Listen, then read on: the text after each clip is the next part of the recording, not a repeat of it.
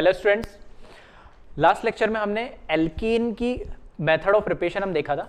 ठीक है, तो वो सारी रिएक्शन से इंपॉर्टेंट थी। अब हम बात करने वाले केमिकल प्रॉपर्टीज की। ठीक है, एल्केन की केमिकल प्रॉपर्टीज की तो मैं हर बार कह रहा हूँ, ठीक है, बार बार कह रहा हूँ कि जो प्रिपरेशन है ऑर्गेनिक में और केमिकल प्रॉपर्टीज है, ये सबसे इंपॉर्टेंट है। ठीक है, तो हम स्टार्ट करते हैं chemical properties of alkene. Chemical properties में सबसे पहले जो रिएक्शन है वो है सब्स्टिट्यूशन रिएक्शन। ठीक है, तो रिएक्शन मैकेनिज्म में भी एक बेसिक आइडिया हमने लिया था, substitution, addition reaction, substitution reaction, elimination reaction, है ना। तो ये वन ऑफ द उसका एक टाइप है सब्स्टिट्यूशन। सब्स्टिट्यूशन का मतलब कि यहाँ पे सब्स्टिट्यूट हो रहा है, कौन होगा, अब एल्केन है तो मुझे बताओ कार्बन और हाइड्रोजन, दो टाइप के एटम है। अब कार्बन तो बीच में होगा और उसके साइड में कौन होंगे, हाइड्रोजन होंगे, तो हाइड्रोजन सब्स्टिट्यूट होगा, रिप्लेस होगा। ठीक है, हाइड्रोजन हटा के कोई दूसरा एटम या ग्रुप आके लग जाएगा, तो ऐसी रिएक्शन को हम एल्केन की सब्स्टिट्यूशन रिएक्शन बोलेंगे। और हमें जो पढ़नी है वो स्पेसिफिक रिएक्शन है जिसको हम बोलते हैं हैलोजनेशन। चलिए, तो पहले तो क्या लिखा है वो देख लेते हैं। सब्स्टिट्यूशन में the reaction in which hydrogen atom of alkane are substituted are known as substitution reaction. तो हाइड्रोजन जो एटम है एल्केन के अंदर उसको सब्स्टिट्यूट कर रहे हैं, तो ऐसे रिएक्शन को हम क्या बोलेंगे, सब्स्टिट्यूशन रिएक्शन ऑफ एल्केन। और इसमें हम स्पेसिफिक एक रिएक्शन पढ़ने वाले जो कि काफी इंपॉर्टेंट है competition exam point of view से, जिसका नाम है हैलोजनेशन रिएक्शन। ठीक है, हैलोजनेशन भी बोला जाता है और इसको फोटो हैलोजनेशन भी बोला जाता है। फोटो मतलब लाइट के प्रेजेंस में ये रिएक्शन होती है, या हम बोल सकते हैं एनर्जी चाहिए होती है इस रिएक्शन के लिए। तो फोटो मतलब यहाँ पे फोटोन से या एनर्जी जो एमिट होती है लाइट से, लाइट जो इसको मिल रही होती है, एच म्यू जो हम बोलते हैं एटॉमिक स्ट्रक्चर में हम पढ़ते हैं, E = h mu energy of photon. तो वो एनर्जी लेके ये रिएक्शन फर्दर प्रोसीड करती है, इसलिए इसको फोटो हैलोजनेशन भी बोला जाता है। किसी बुक्स में कई लोग इसको इस तरीके से बोलते हैं। जनरली हैलोजनेशन आपको नाम देखने को मिलेगा। अब इसमें क्या होता है, तो हैलोजनेशन और photo halogenation takes place either at higher temperature, या तो हम उसको हीट दे टेम्परेचर के फॉर्म में, और in the presence of diffused sunlight और अल्ट्रावायलेट लाइट। ठीक है, तो जैसे कि मैंने बोला कि इस रिएक्शन के अंदर ये थोड़ी एंडोथर्मिक टाइप होती है, एनर्जी हमें चाहिए होती है। तो दो तरीके से, या तो मैं टेम्परेचर बढ़ा दूं उसका, ठीक है, तो हायर टेम्परेचर पे होगी, या फिर हम इसमें क्या दे, सनलाइट या यूवी दे, अल्ट्रावायलेट लाइट दे, ताकि उसको क्या मिल सके, एनर्जी मिल सके। इसलिए इसको हम फोटो हैलोजनेशन भी बोलते हैं। नेक्स्ट पॉइंट इसमें लिखा है this reaction occurs through free radical mechanism. ठीक है, तो अलग अलग तरह के मैकेनिज्म होते हैं, तो इस रिएक्शन का जो मैकेनिज्म होगा वो फ्री रेडिकल होगा। फ्री रेडिकल मतलब इसमें जो इंटरमीडिएट बनता है वो बनता है फ्री रेडिकल। ठीक है, जैसे carbocation, carbanion free radical, nitrene, carbene, ये होते हैं अलग अलग फ्री रेडिकल। तो इसमें जो इंटरमीडिएट बनता है वो बनता है फ्री रेडिकल, तो हम इसको बोलते हैं फ्री रेडिकल मैकेनिज्म होता है इसमें। चलिए, तो इसको एक बार वीडियो पॉज करके आप कॉपी करें, और अब फिर हम इसमें डिटेल में बात करते हैं। सबसे पहली रिएक्शन जो है हैलोजनेशन, वीडियो पॉज करें और कॉपी करें।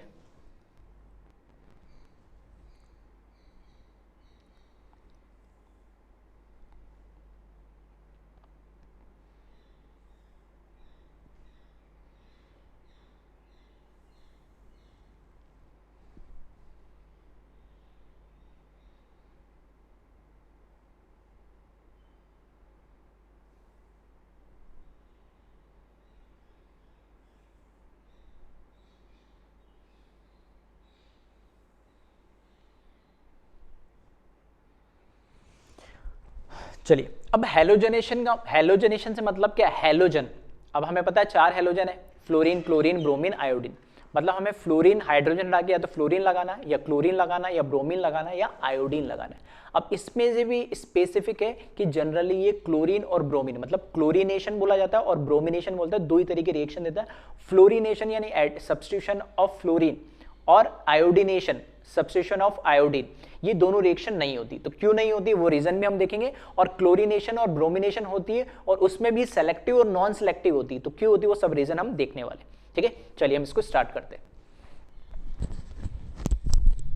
एल्केन ये एक free radical substitution type reaction है, मतलब फ्री रेडिकल मैकेनिज्म के थ्रू यहां पर क्या हो रहा है, सब्स्टिट्यूशन हो रहा है। एक फ्री रेडिकल दूसरे फ्री रेडिकल को क्या करेगा, सब्स्टिट्यूट करेगा। ठीक है, अब यहाँ पे हो क्या रहा है, एल्केन को मैंने लिखा RH, मतलब कहीं ना कहीं कार्बन और हाइड्रोजन का बॉन्ड होगा, तो वो कार्बन हाइड्रोजन का बॉन्ड होमोलेटिकली क्लेवेज हो गए और हैलोजन के साथ रिएक्शन करेगा इन द प्रेजेंस ऑफ फोटोन, ठीक है, जो कि हमें एनर्जी प्रोवाइड करता है, और वहां पर क्या बना लेगा, ये एल्काइल हैलाइड बना लेगा RX, और साथ में HX बना लेगा, नहीं ठीक है, एसिड बना लेगा HF, HCl, HBr, HI, ठीक है, कुछ भी हो सकता है। तो मैंने इन जनरल लिया X2, ये F2 भी हो सकता है, ठीक है, Cl2 भी हो सकता है, Br2 भी हो सकता है, और I2 भी हो सकता है, ठीक है। अब उनके अलग अलग हैलोजन को एक एक करके, ठीक है, एक एक, जैसे फ्लोरीन है तो उसको बोलते हैं फ्लोरीनेशन, क्लोरीन है तो क्लोरीनेशन, ठीक है, ब्रोमीन है तो ब्रोमिनेशन। तो इस तरीके से 1 बाय 1 हम देखेंगे कि क्या इफेक्ट पड़ता है इस रिएक्शन पे। तो पहले इन जनरल मैं बात कर रहा हूँ।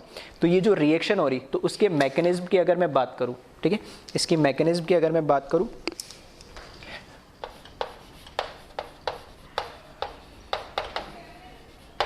तो मैकेनिज्म फिर से बोलूँ तो बोर्ड पॉइंट ऑफ व्यू से इंपॉर्टेंट है, तो ध्यान रखना इसको। फर्स्ट इसमें स्टेप जो होता है, इनिशिएशन स्टेप होता है।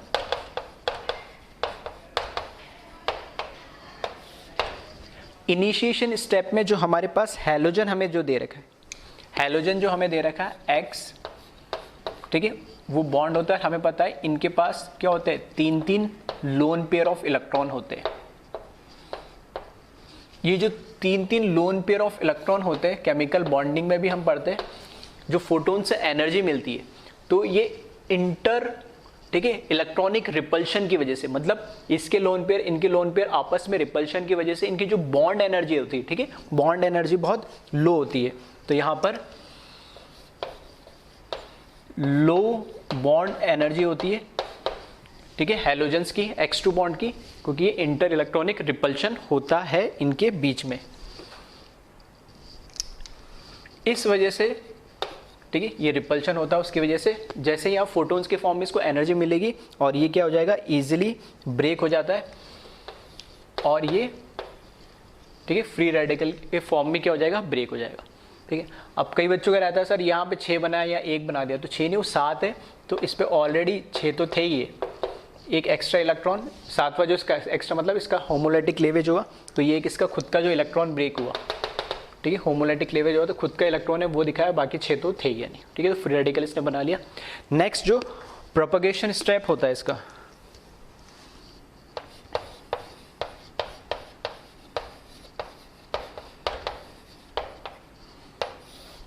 प्रोपगेशन स्टेप के अंदर जो फ्री रेडिकल बना है हैलोजन का, वो रिएक्शन करता है, ठीक है,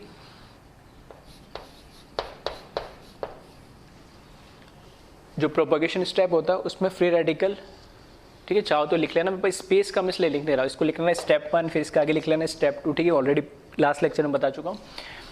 ये रिएक्शन करेगा इस हैलोजन के फ्री रेडिकल से। जब ये रिएक्शन करेगा तो RH मतलब कार्बन हाइड्रोजन के बीच में जो बॉन्ड है, ठीक है, ये एक स्ट्रॉन्ग बॉन्ड होता है कार्बन हाइड्रोजन के बीच में, लेकिन ये होमोलाइटिकली क्लेवेज होता है किसके प्रेजेंस पे, इस फ्री रेडिकल के प्रेजेंस पे, और यहाँ पे जो बॉन्ड बनता है, ठीक है, वो बन जाता है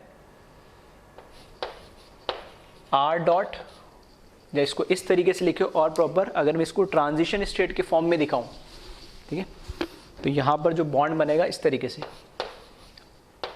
R और H के बीच में बॉन्ड, ठीक है, ब्रेक हो रहा होता है, और X के बीच में बॉन्ड बन रहा होता है, ये क्या ट्रांजिशन स्टेट होती है, और यहाँ पर फाइनली R डॉट प्लस यहाँ पर HX बॉन्ड बन जाता है। क्लियर है? तो अब ये जो HX बॉन्ड है, ठीक है, एक तो ध्यान रखना, ये HX बॉन्ड होता है, ये एक स्ट्रॉन्ग बॉन्ड होता है, या चलो स्ट्रॉन्ग बॉन्ड ही लिख देते, स्ट्रॉन्ग बॉन्ड लिख दो या हाई बॉन्ड एनर्जी लिख दो, कैसे भी। ये जो इसकी है ट्रांजिशन स्टेट है, ठीक है।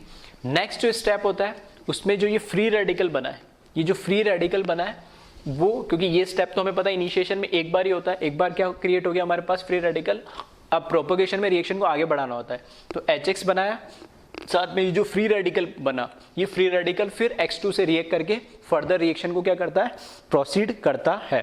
तो यहाँ पर नेक्स्ट थर्ड स्टेप में R डॉट हैलोजन के साथ रिएक्शन करेगा, और यहाँ पर RX बनाएगा प्लस ये फ्री रेडिकल बना देगा। तो स्टेप 2 और 3 ठीक है रिपीट होते रहेंगे और रिएक्शन को प्रोसीड करेंगे। ये जो फ्री रेडिकल बना है वापस ये स्टेप 2 रिपीट करेगा। ये क्या करेगा, फिर एल्केन के एक अलग मॉलिक्यूल के साथ रिएक्ट करके R डॉट का फ्री रेडिकल बनाएगा, R डॉट फिर X2 के साथ रिएक्शन करेगा, फिर फ्री रेडिकल बनेगा। इस तरीके से स्टेप 2 और 3 कंटिन्यूसली क्या हो जाएंगे, रिपीट हो जाएंगे जब तक रिएक्शन कंप्लीट नहीं हो जाती है। और लास्ट फिर बात करें टर्मिनेशन की, ठीक है, ये स्टेप 1, स्टेप 2, स्टेप 3 और फिर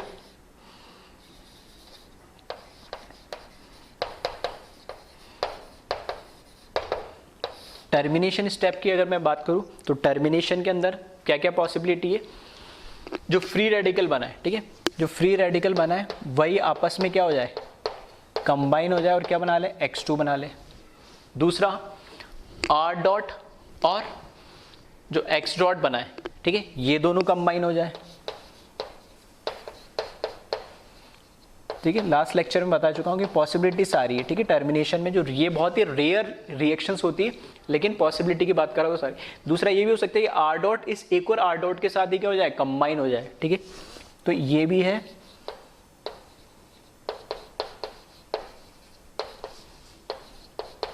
ठीक है, हालांकि इसमें जो मेजर प्रोडक्ट है वो एल्काइल हैलाइड ही बनता है वो, ठीक है, ये ऐसा ना हो कि किसी के दिमाग में चल रहा हो कि यहाँ पे एल्केन है तो सिमेट्रिकल एल्केन बन जाएगा, नहीं, ठीक है। हाँ, एडवांस लेवल पे क्वेश्चन हो या ऐसा ऑप्शन हो तो उसमें हम देख सकते हैं बनने की पॉसिबिलिटी 100 में से एक मॉलिक्यूल या 1000 या 1 लाख में से एक मॉलिक्यूल बन सकता है, लेकिन ये पॉसिबिलिटी की बात कर रहा हूँ तो ये हो सकता है। टर्मिनेशन स्टेप वैसे रेयर होते हैं, ठीक है, बहुत कम होते हैं। जब रिएक्शन सारी खत्म हो जाती है तब ये, क्योंकि ये जो मॉलिक्यूल्स होंगे RH और X2 इनका जो नंबर होता है उसके अंदर, ठीक है, जो एक मोल बोलो तो तुम समझ सकते हो कितना Na, ठीक है, एवोगैड्रो नंबर मतलब 6.023 × 10⁻23 पार्टिकल्स होते हैं ये, और ये कितने बनेंगे इनिशियली 1 2 3 4, तो ये इनकी रिएक्शन आपस में होने की, क्योंकि इनकी, ठीक है, जो नंबर्स है वो बहुत कम होते हैं, तो ये रिएक्शन होने की जो पॉसिबिलिटी बहुत ही रेयर होती है, ठीक। तो ये photo halogenation of alkene, photo क्यों बोला गया, क्योंकि ये फोटोन की प्रेजेंस में, ठीक है, फोटोन की प्रेजेंस में रिएक्शन प्रोसीड होती है और एल्केन के साथ हैलोजन की रिएक्शन है, जिसमें इनिशिएशन स्टेप में हैलोजन के बीच में जो बॉन्ड है वो ब्रेक होता है, ठीक है, फ्री रेडिकल में, और उसके बाद प्रोपेगेशन स्टेप में जो फ्री रेडिकल वो एल्केन के साथ रिएक्शन करता है। ट्रांजिशन स्टेट में ये बॉन्ड ब्रेक होता है, ये बनता है, और यहाँ पर क्लियर है, ठीक। अब इसमें एक इंपॉर्टेंट बात है कि इसमें जो RDS रेट डिटरमाइनिंग स्टेप कौन सा होता है, तो इसमें से जो रेट डिटरमाइनिंग स्टेप, देखो ये बॉन्ड तो क्या है, मैंने बोला है कि लो बॉन्ड एनर्जी है, मतलब वीक बॉन्ड होता है तो ये तो इजीली ब्रेक हो जाता है। यहां पर क्या है, RH मैंने बोला ये स्ट्रॉन्ग बॉन्ड होता है, RH क्या होता है, स्ट्रॉन्ग बॉन्ड होता है यहाँ पे, ठीक है, RH स्ट्रॉन्ग बॉन्ड होता है, तो ये बॉन्ड ब्रेक होने में काफी टाइम लगाता है। ये बॉन्ड ब्रेक होकर हमारे पास क्या बन रहा है, HX बन रहा है, या इसको अगर मैं और सिंप्लीफाइड करूं, ठीक है, क्योंकि HX जो बॉन्ड है उसकी स्ट्रेंथ, ठीक है, डिपेंड किस पे करेगी, X बॉन्ड के साथ। अगर मैं बोलूं HI बॉन्ड की बात करूंगा तो वो थोड़ा वीक बॉन्ड हो जाएगा, और HF बॉन्ड की बात करूंगा तो वो थोड़ा स्ट्रांग हो जाएगा। तो इन जनरल नहीं बोल सकता हूं, हाँ इसको मैं बोल सकता हूं यहां पर कि जो RH बॉन्ड है, ठीक है, ये कैसा है, स्ट्रॉन्ग बॉन्ड है ये। अब ये स्ट्रॉन्ग बॉन्ड है कार्बन और हाइड्रोजन का, ये बॉन्ड ब्रेक हो तब जाके हमें यहाँ पे फ्री रेडिकल मिलेगा, और ये फ्री रेडिकल मिलेगा तो फर्दर ये रिएक्शन यहाँ तक प्रोसीड हो जाएगी, ठीक है। कंफ्यूजन होता है, फर्स्ट में कोई कंफ्यूजन नहीं, इनमें कोई कंफ्यूजन नहीं, सेकंड और थर्ड में से कैसे डिसाइड करें कि RDS क्या है। तो ध्यान से सुनना क्या बोल रहा हूँ, ये एक स्ट्रॉन्ग बॉन्ड है और इससे मुझे फ्री रेडिकल मिल रहा है। यहां पर क्या है, ये बॉन्ड तो कैसा है, XX, ये वाला बॉन्ड तो कैसा है, वीक बॉन्ड है, तो वीक बॉन्ड तो इजीली ब्रेक हो जाएगा, लेकिन ये बॉन्ड इसके कंपैरिजन में ये टाइम लेगा नहीं, तो ये थोड़ा सा क्या करेगा, स्लो स्टेप होगा। स्लो स्टेप होगा तो कैसा स्टेप बन जाएगा, ये RDS स्टेप बन जाएगा। फिर से सुन लेना क्या बोल रहा हूं, इन दोनों में कंपेयर करना, बाकी यहां तो ठीक है, बॉन्ड एनर्जी क्या है, लो है, वीक बॉन्ड है तो इजीली ब्रेक हो जाएगा, इनकी कोई बात ही नहीं हो रही, टर्मिनेशन में ऐसा कुछ हो ही नहीं रहा है। दो स्टेप है जिसमें से हमें देखना RDS कौन सा है, तो यहाँ पे एक RH बॉन्ड हो रहा है, कार्बन हाइड्रोजन बॉन्ड ब्रेक होना है, और यहाँ पे XX बॉन्ड ब्रेक होना है, ठीक है, रिएक्टेंट से प्रोडक्ट ही तो बनाना है हमें, तो ये बॉन्ड तो ऑलरेडी वीक है तो इसमें तो कोई दिक्कत ही नहीं है। ये बॉन्ड कार्बन हाइड्रोजन बॉन्ड इसके कंपैरिजन में तो स्ट्रांग ही होगा, इसमें तो एज सच कोई रिपल्शन नहीं है, ठीक है। तो इस वजह से यहाँ पे इस बॉन्ड को तोड़ने के लिए हमें एनर्जी चाहिए होगी। तो ये जो स्टेप होता है स्टेप 2, ठीक है, लिख लेना सबके सामने, स्टेप 1, स्टेप 2, स्टेप 3, 4, 5, 6, ठीक है। तो स्टेप 2 इसमें क्या होता है, आरडीएस स्टेप होता है, और आरडीएस स्टेप इसलिए होता है क्योंकि ये क्या है, स्लो स्टेप है, यानी ठीक है, इसके कंपैरिजन में स्लो स्टेप है, इसलिए ये आरडीएस स्टेप होता है। अब यहां पर एचएक्स पे डिपेंड करेगा कि ये रिएक्शन इस एंडोथर्मिक हो गया एक्सो, दोनों पॉसिबिलिटी है, ठीक है। अगर ये स्ट्रॉन्ग बॉन्ड बनता है, स्ट्रॉन्ग बॉन्ड बनता है तो एनर्जी हाई रिलीज करेगा, तो हो सकता है इसमें बॉन्ड को तोड़ने के लिए जितनी एनर्जी चाहिए उससे ज्यादा एनर्जी वो क्या कर दे, रिलीज कर दे, तो कैसा हो जाएगा ये एक्सोथर्मिक। हो सकता है ये स्ट्रॉन्ग बॉन्ड है और ये बॉन्ड क्या बने, बहुत वीक बने, तो यहां से जो एनर्जी रिलीज हो रही है वो सफिशिएंट नहीं इस बॉन्ड को ब्रेक करने में, तो ये स्टेप कैसा हो जाएगा, एंडोथर्मिक। तो दोनों पॉसिबिलिटी डिपेंड करेगा एक्स वहां पर क्या है, तो उसको हम 1 बाय 1 डिटेल में बात करेंगे। इन जनरल मैंने बात कर दी है, अब हर बार, ठीक है, जब मैं फ्लोरीनेशन, क्लोरीनेशन, ब्रोमिनेशन, हर एक हैलोजन को अलग इंडिविजुअल डिस्कस करूंगा, तब मैं सारे स्टेप नहीं लिखूंगा, जहां पे डिफरेंस है, जहां पे जो कॉन्सेप्ट है सिर्फ वही बताऊंगा। ये मैंने एक जनरल मैकेनिज्म लिख दिया, क्लियर है, ठीक है। तो इसको एक बार आप कॉपी कर लेना, और इसमें ध्यान रखने वाली बात क्या है, इसी के नीचे लिख लेना, यहां मैं लिख दे रहा हूं।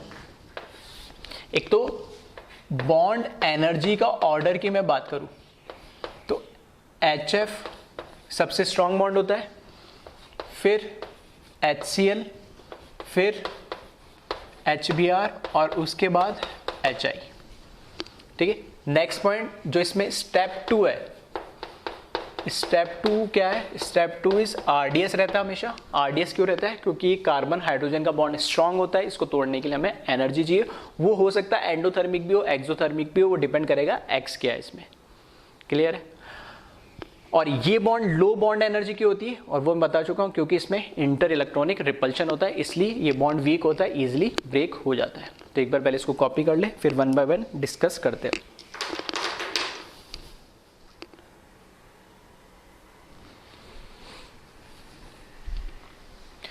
अब बात करते हैं इसी में, ठीक है, एक एक हैलोजन को हम 1 बाय 1 स्टडी करेंगे। तो सबसे पहले बात कर रहे हैं फ्लोरीनेशन, मतलब फोटो हेलोजनेशन करवा रहे हैं हम, और photo halogenation of alkene with fluorine, तो उसको हम बोलते हैं फ्लोरीनेशन, ठीक है। यहाँ फ्लोरीन हमने यूज करा है।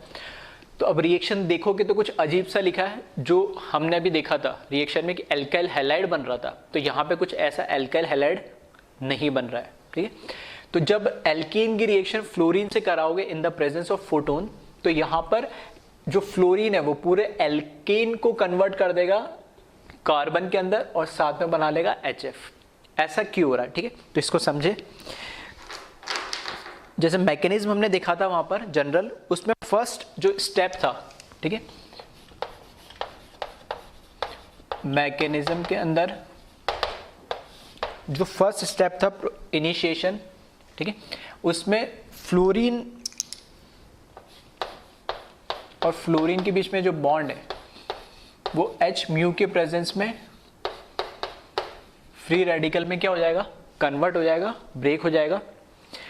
और नेक्स्ट जो प्रोपगेशन स्टेप था उसमें एल्कीन के साथ ये जो रिएक्शन होगी और ये बना लेता है यहां पर CH3 CH2 फ्री रेडिकल, यहां से H निकाल लेगा और ये बना लेगा HF, ठीक है। तो ये स्टेप तो सेम ही, इसमें फिर अलग क्या है, अलग ये कि जो रिएक्शन ये हो रही है, अब जो इसमें HF जो बॉन्ड होता है, ठीक है, जो HF जो बॉन्ड होता है वो हाईली स्टेबल होता है या बहुत स्ट्रॉन्ग बॉन्ड होता है। यहां पे कार्बन हाइड्रोजन बॉन्ड ब्रेक हो रहा है और हाइड्रोजन फ्लोरीन का बॉन्ड बन रहा है। तो कार्बन हाइड्रोजन हमने बोला था ये आरडीएस स्टेप होता है, और कार्बन हाइड्रोजन बॉन्ड इसमें क्या होता है, थोड़ा स्ट्रांग होता है, तो उस बॉन्ड को ब्रेक करने के लिए एनर्जी चाहिए होती है। तो जो ये HF बॉन्ड बनता है, तो बॉन्ड बनता है तो एनर्जी रिलीज होती है, तो इतनी हाई एनर्जी इसमें रिलीज होती है कि ये बॉन्ड तो ब्रेक होता है ही है, ठीक है। ये बॉन्ड तो आसानी से ब्रेक हो जाता है, साथ के साथ बहुत सारी इसमें से एनर्जी और रिलीज होती है। नहीं तो ये जो स्टेप होता है इस केस में, ठीक है, हाईली एक्सोथर्मिक होता है ये, ठीक है, हाईली एक्सोथर्मिक स्टेप होता है। अब इससे क्या हुआ, हाईली एक्सोथर्मिक स्टेप हो तो फायदा ये कि कार्बन हाइड्रोजन बॉन्ड आसानी से ब्रेक हो जाएगा, ठीक है, क्योंकि इस रिएक्शन में जो जितनी एनर्जी इन्वॉल्व होनी चाहिए, मतलब जितनी एनर्जी हमें चाहिए इस बॉन्ड को ब्रेक करने के लिए, उससे ज़्यादा एनर्जी तो रिलीज कर दे रहा है। वो तो अच्छी बात है कि ज़्यादा एनर्जी रिलीज कर रहा है, तो ये बॉन्ड आसानी से ब्रेक हो जाएगा ओवरऑल रिएक्शन के अकॉर्डिंग। बट इतनी ज़्यादा एनर्जी रिलीज कर रहा है कि ये जो इनिशिएशन स्टेप हम बोलते हैं कि एक ही मॉलिक्यूल या कुछ मॉलिक्यूल ये ब्रेक होता है फोटोन के प्रेजेंस में फ्री रेडिकल फ्लोरीन में। तो ये जो एनर्जी इतनी हाई होती है, ठीक है, आप अज्यूम कर सकते हो कि ऐसे फ्लोरीन के जो मॉलिक्यूल इसके अंदर पड़े रिएक्शन के अंदर, उनको भी क्या कर देती है, होमोलाइटिकली क्लेवेज कर देती है। फर्दर ये एनर्जी होती है वो यूज होती है ऐसे बहुत सारे मॉलिक्यूल को फ्री रेडिकल में कन्वर्ट कर देगी। और ऐसे अगर बहुत सारे फ्री रेडिकल मॉलिक्यूल के अंदर कन्वर्ट हो जा रहे हैं तो ये फर्दर इसी जो हमें यहाँ पे फ्री रेडिकल मिला है, ठीक है, एल्केन का, उसके साथ ये फर्दर रिएक्शन करके, ठीक है, फर्दर रिएक्शन करके और HF बना लेता है। और HF बनाएगा तो और ज्यादा एनर्जी रिलीज होगी और ज्यादा फ्लोरीन क्या हो जाएंगे, ब्रेक हो जाएंगे। और इस तरीके से एक एक करके सारे जो हाइड्रोजन है, ठीक है, सारे जो हाइड्रोजन है उनको क्या कर लेता है, ये हटा देता है और सिर्फ अकेला क्या बचेगा, लास्ट में कार्बन बचता है।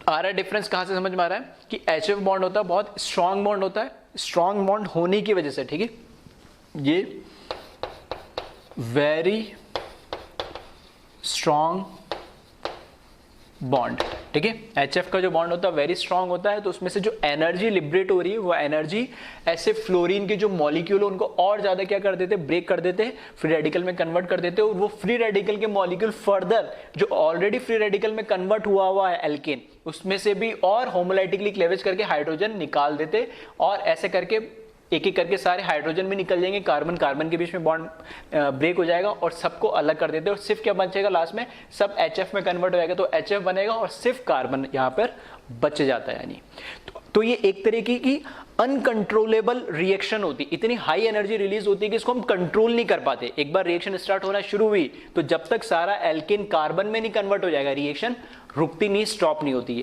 तो एक अनकंट्रोलेबल रिएक्शन है।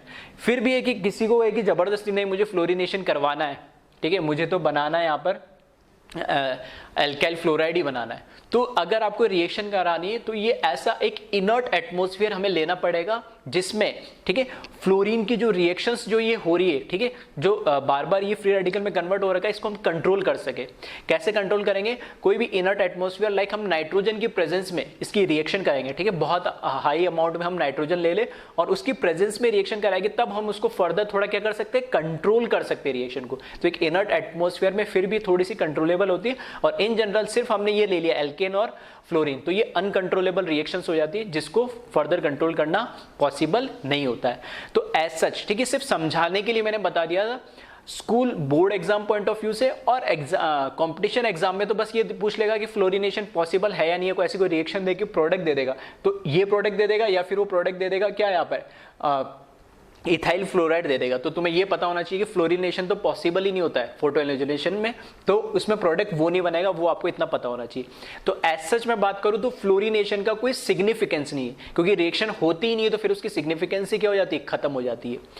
इसी तरीके से नेक्स्ट हम आयोडिनेशन पढ़ेंगे, उसकी भी कोई सिग्निफिकेंस नहीं होती है, रीजन अलग अलग है, ठीक है, तो वो हम देखेंगे। पहले तो ये आप समझ ले कि फ्लोरिनेशन का कोई सिग्निफिकेंस नहीं होता है, ठीक है, ये एज सच कोई इंपॉर्टेंट नहीं है, ना तो हमारे बोर्ड पॉइंट ऑफ व्यू से, ना ही, ठीक है, competition exam point of view से। हाँ, अगर आ सकता है क्वेश्चन तो ये आ सकता है 1 नंबर में बोर्ड के एग्जाम में कि फ्लोरिनेशन पॉसिबल है या नहीं, और नहीं पॉसिबल है तो रीजन क्या है, ठीक है।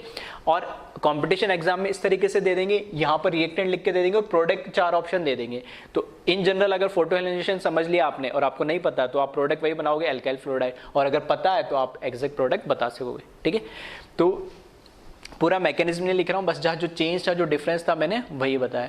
अब इसमें जो 2-3 पॉइंट है उनको चाहो तो आप लिख लेना। फर्स्ट पॉइंट इसमें यही है कि इट इज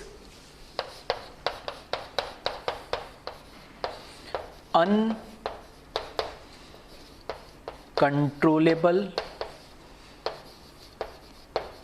reaction because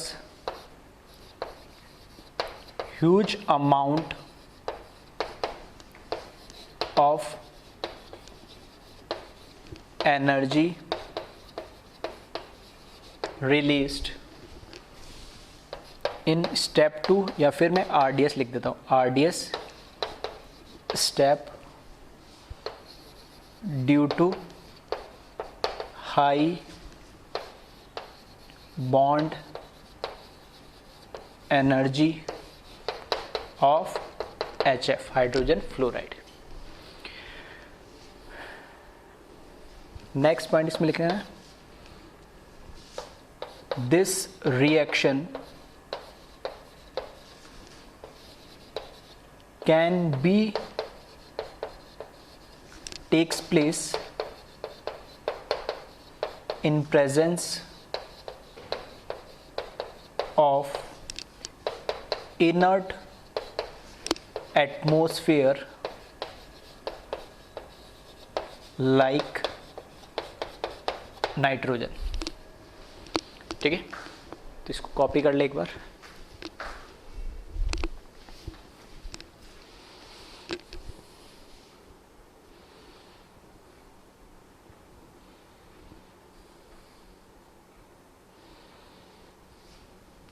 और चाहो तो एक पॉइंट और लिख लेना, hence no significance of fluorination.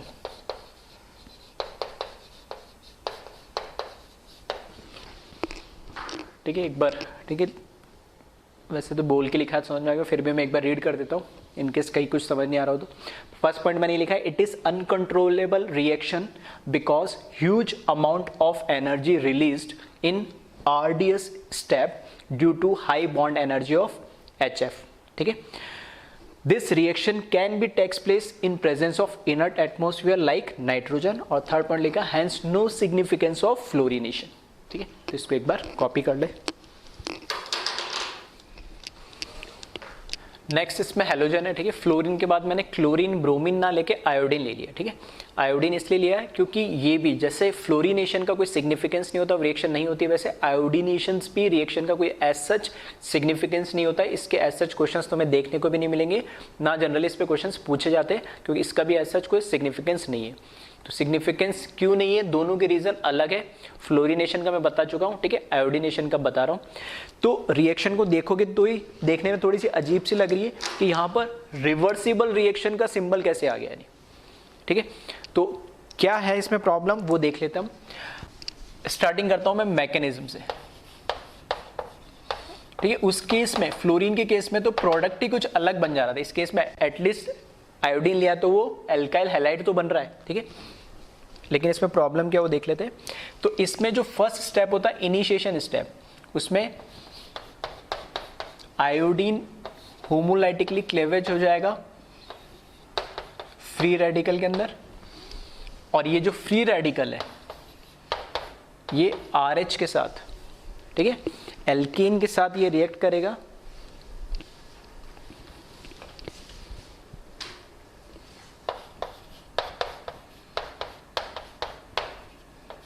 Alkene के साथ ये रिएक्ट करेगा और यहां पर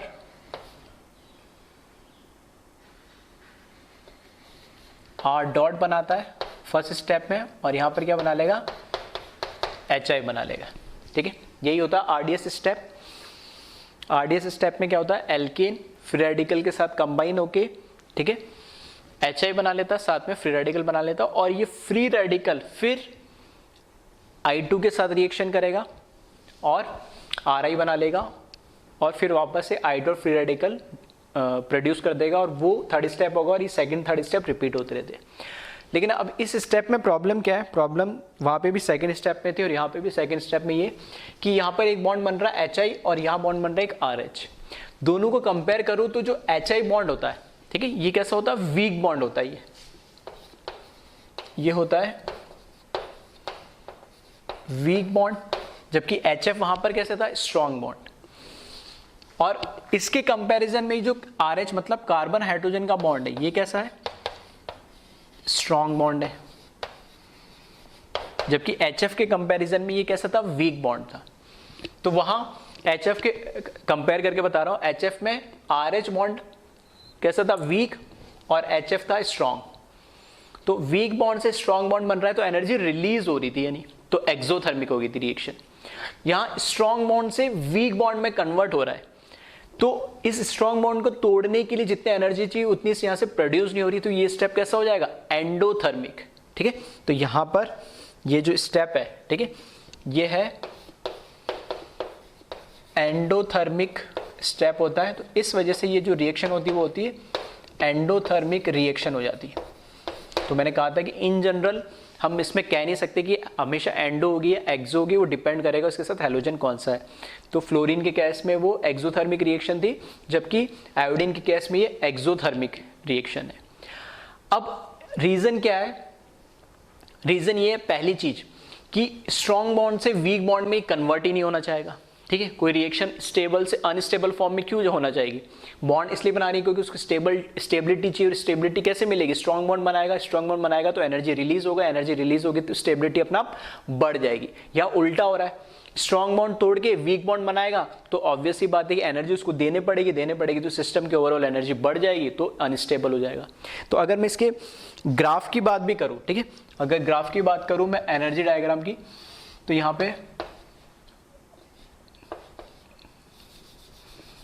पे प्रोग्रेस ऑफ रिएक्शन बढ़ रही है, और यहाँ पर अगर एनर्जी डायग्राम है तो इसका जो ग्राफ होता है, ठीक है, जो इसका ग्राफ होता है इस तरीके से आपको देखने मिलेगा। यहाँ पर मेरा बनेगा प्रोडक्ट जिसकी एनर्जी क्या होगी, हाई, और यहाँ पर होगा मेरा रिएक्टेंट जिसकी एनर्जी लो। ये यहाँ पर ट्रांजिशन स्टेट बन जाएगी, ये यहाँ से यहाँ तक एक्टिवेशन एनर्जी। तो इस तरीके से स्टेबल से अनस्टेबल में ये रिएक्शन नहीं होना चाहिए। एक रीजन तो ये एनर्जी वाला, क्योंकि स्टेप कैसा, एंडोथर्मिक। दूसरी बात की रिवर्सिबल कैसे हो गई, तो रिवर्सिबल ऐसे हो गई है कि यहाँ पे जो HI बना है, इनकेस जैसे भी मैंने करके इसको एनर्जी देके ये रिएक्शन मैंने करवा दी, ठीक है, स्टेप करवा दिया और यहाँ पर मेरे पास HI बन गया। तो जो HI बन गया, ये हाइड्रोजन आयोडाइड जो बना है, ये स्ट्रॉन्ग कैसा है, रिड्यूसिंग एजेंट है, यानी ठीक है, HI कैसा है, एक रिड्यूसिंग एजेंट, जहाँ I पे क्या -1 ऑक्सीडेशन स्टेट है।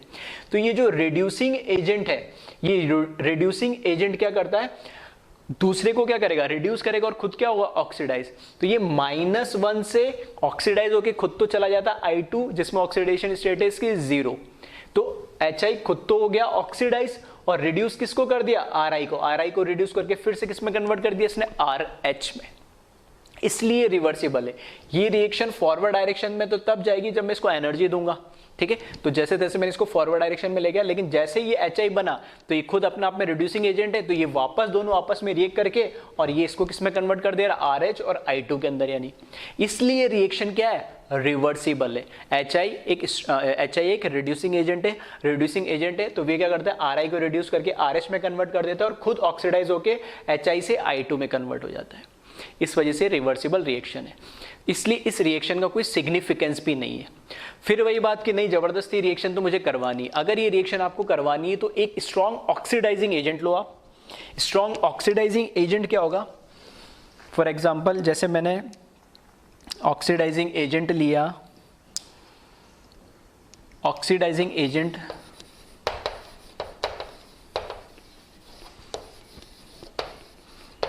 Strong oxidising agent like HNO3 ले लिया मैंने और HiO4 ले लिया, जिसमें इसका ऑक्सीडेशन स्टेट कितना है, +5, यहाँ इसका ऑक्सीडेशन स्टेट कितना है, +7, ठीक है। तो ये ऑक्सीडाइजिंग एजेंट दूसरे को ऑक्सीडाइज करेंगे और खुद क्या होंगे, रिड्यूस होंगे, ठीक है। तो +5 से मैक्सिमम से रिड्यूस ही होगा और ये भी रिड्यूस होगा, ठीक है। अब यहाँ पर क्या है कि जो हमारे पास HI है, जो HI है, ठीक है, ध्यान से सुनना, HI की रिएक्शन जब मैं HNO3 या HiO4 के प्रेजेंस में कराऊंगा तो ये इसको कन्वर्ट कर देता I2 में। यहाँ पर इसकी ऑक्सीडेशन स्टेट देखोगे तो -1 और यहाँ पे ऑक्सीडेशन स्टेट 0, मतलब ये HI को क्या कर दे रहा, ऑक्सीडाइज कर दे रहा I2 में।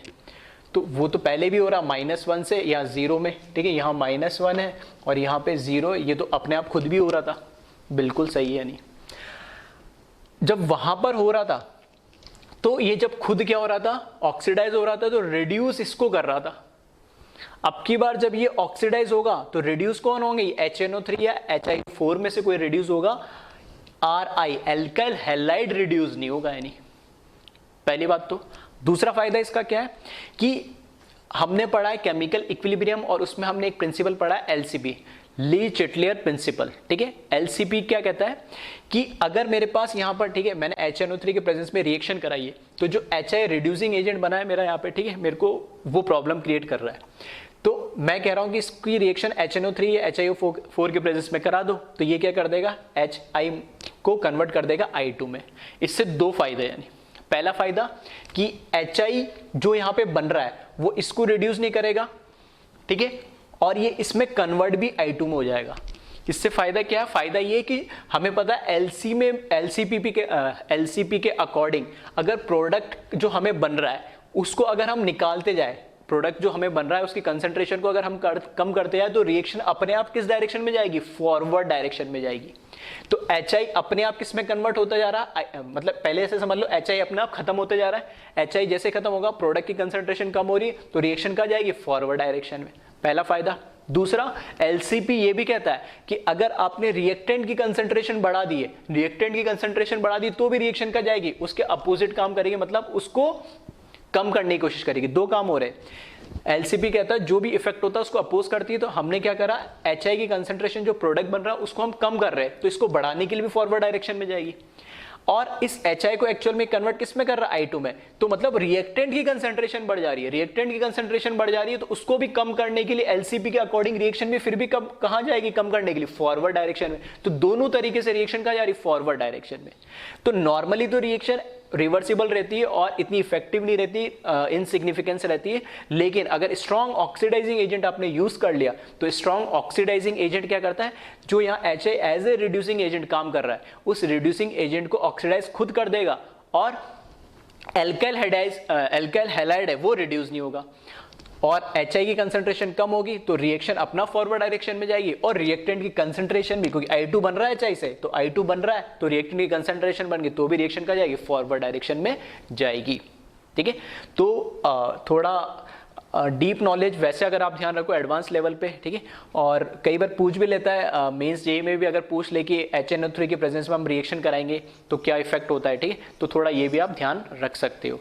तो फिर से बोल रहा हूँ, फ्लोरिनेशन और आयोडीनेशन का सिग्निफिकेंट एज सच इंपॉर्टेंट नहीं है, लेकिन दोनों रिएक्शन का सिग्निफिकेंस क्यों नहीं है वो मैंने, ठीक है, साइड बाय साइड रीजन को एक्सप्लेन कर दिया है।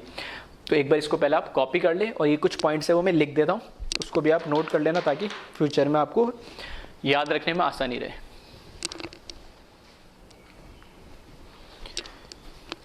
इसी के ये पॉइंट्स जो मैंने बोले, ठीक है, उन्हीं को मैंने पॉइंट्स में लिख दिया। तो फर्स्ट पॉइंट ये लिखा है, it is a endothermic reaction because bond energy of RH, that is carbon hydrogen, CH bond higher than HI hydrogen fluoride bond. Second लिखा है, HI produced in reaction act as reducing agent that reduces Ri again into RH and oxidize itself to iodine। और next point लिखा है फिर, in presence of strong oxidizing agent like HNO3 or HiO4, reaction can takes place in which oxidising agent, ठीक है, OA लिखा है, oxidising agent oxidises HI into I2 which results concentration of product that is HI decreases and concentration of reactant that is I2 increases, that favor reaction in forward direction according to LCP, ठीक है।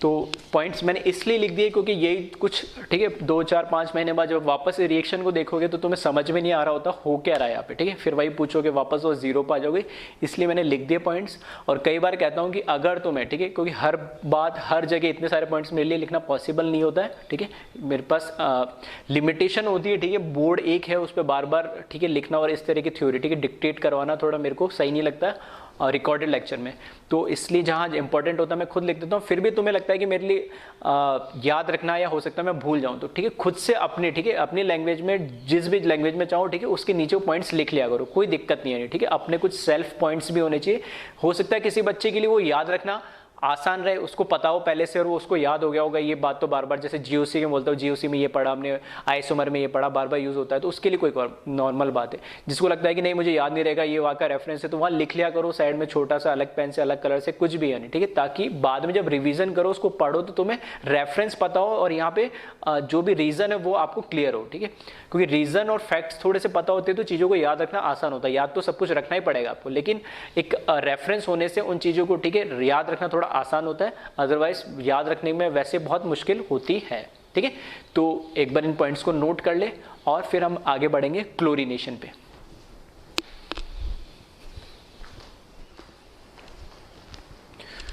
Next हम बात करते हैं chlorination की, ठीक है। Fluorination की हम बात कर चुके हैं, आयोडीनेशन की बात कर चुके हैं, और दोनों के एज सच कोई फिजिकल सिग्निफिकेंस नहीं होती। इसमें जो इंपॉर्टेंट हो जाता है होता है क्लोरीनेशन और ब्रोमिनेशन, ठीक है। तो क्लोरीनेशन की बात हम स्टार्ट करते हैं एग्जाम्पल से। तो यहाँ मैं लिख रहा हूँ एक एल्केन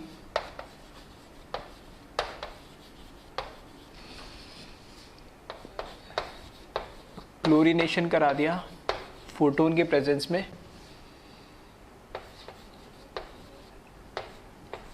तो यहाँ पर हमें देखने को मिलता है कि दो तरह के प्रोडक्ट मिल रहे हैं। एक तो ये मिल रहा है 1 डिग्री वाला और एक 2 डिग्री वाला प्रोडक्ट मिल रहा है। पॉसिबिलिटी दो है कि या तो यहाँ से हाइड्रोजन है, यहाँ से, दोनों 1 डिग्री, तो कैसे बना लूँ, वो आइडेंटिकली बनेंगे, तो मैंने यहाँ से निकाल दिया। एक तो ये 1 डिग्री वाला प्रोडक्ट बना दिया, 1 डिग्री कार्बन से हाइड्रोजन, और एक 2 डिग्री कार्बन से हाइड्रोजन हटा के ये बना दिया। तो क्लोरीनेशन में जितने भी पॉसिबल प्रोडक्ट्स होते, मतलब जितने भी फ्री रेडिकल्स उसमें बन सकते हैं एज ए इंटरमीडिएट, वो सारे प्रोडक्ट बनाने होते हैं, ठीक है। हाँ, वो बात अलग है कि कोई मेजर बन सकता है, माइनर बन सकता है, लेकिन ये रिएक्शन जो होती है इसको हम बोलते हैं नॉन सिलेक्टिव नेचर, ठीक है। नॉन सिलेक्टिव नेचर का मतलब क्या है कि इसमें हम ऐसा नहीं बोल सकते कि यही बनेगा, यानी एक ही प्रोडक्ट बनेगा और ये मेजर अमाउंट में बहुत ज़्यादा बनेगा। हाँ, इसमें ये कि जितने भी पॉसिबल प्रोडक्ट होंगे वो सारे बनाने चाहेंगे, क्योंकि हर एक प्रोडक्ट को ये रिएक्शन क्या करती है, फेवर करती है। तो किस तरीके से फेवर करती है, तो थोड़ा सा हम इसका मैकेनिज्म का आइडिया लेके समझते हैं इसको,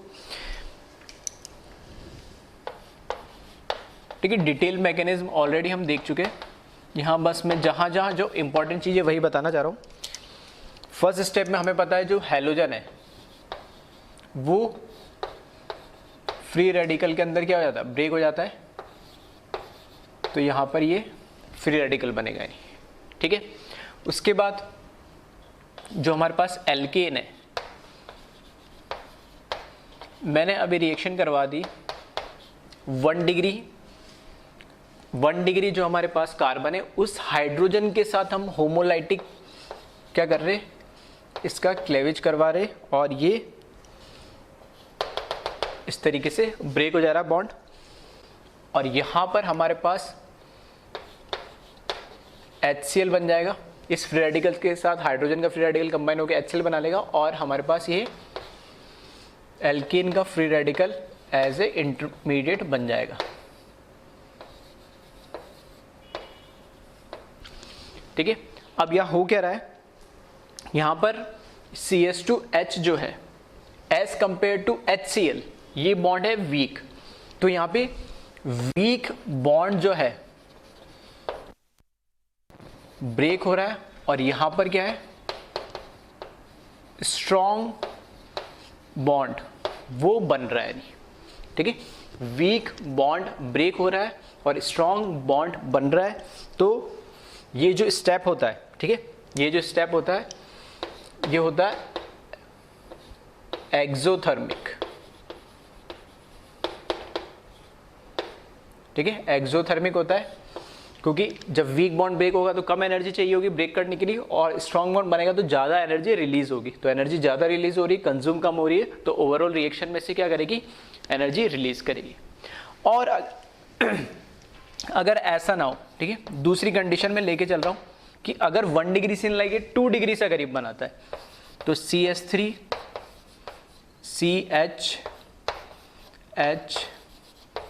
CH3 के साथ, ठीक है, अगर 2 डिग्री कार्बन के हाइड्रोजन के साथ ये रिएक्शन करता है और HCl बना लेता है, तो यहाँ पर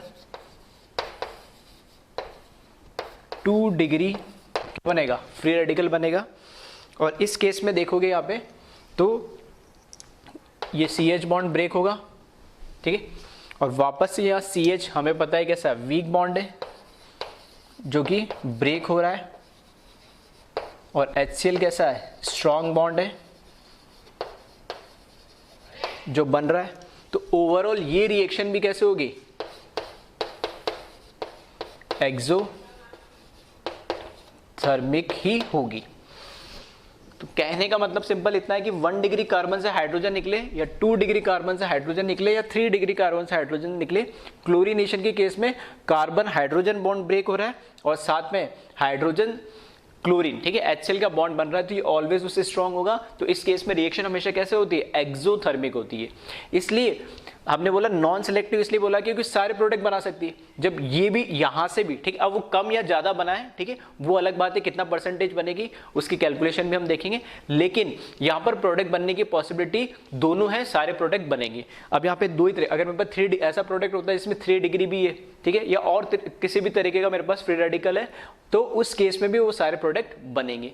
इस वजह से इस रिएक्शन को नॉन सिलेक्टिव इन नेचर बोलते हैं। नॉन सिलेक्टिव का मतलब कि मैं चाह रहा हूं कि इसमें एक ही प्रोडक्ट बनेगा या नहीं, तो ऐसा नहीं है, जितने भी पॉसिबल प्रोडक्ट होंगे वो सारे बनेंगे नहीं, ठीक है। तो इसमें ध्यान रखना, फर्स्ट पॉइंट तो इसमें, ठीक है, एक बार पहले इसको कॉपी कर ले, फिर मैं लिख देता हूं कुछ पॉइंट्स इसमें, और रीजन भी आपको अब समझ में आ गया होगा कि क्यों ऐसा हो रहा है, ठीक है। रीजन सिंपल सा यही है कि यहां पर जो स्टेप होता है, ठीक है, क्योंकि ये स्टेप की ही क्यों बात कर रहे हैं, क्योंकि ये जो स्टेप है, ये स्टेप RDS स्टेप होता है, यही तो डिसाइड करेगा सब कुछ। तो ये जो RDS स्टेप है, ये एंडोथर्मिक भी हो सकता है, एक्सोथर्मिक भी हो सकता है। इस केस में क्लोरीन के केस में कैसा है, ये एक्सोथर्मिक है, और इस RDS स्टेप में हमें पता लग रहा है कि ओवरऑल रिएक्शन कैसी है, ये एक्सोथर्मिक है। एक्सोथर्मिक है तो रिएक्शन क्या आसानी से हो जाएगी, और आसानी से रिएक्शन हो रही है तो इसमें जितने भी पॉसिबल प्रोडक्ट है वो सारे हमेशा बनेंगे नहीं, ठीक है। तो इसको एक बार कॉपी कर ले।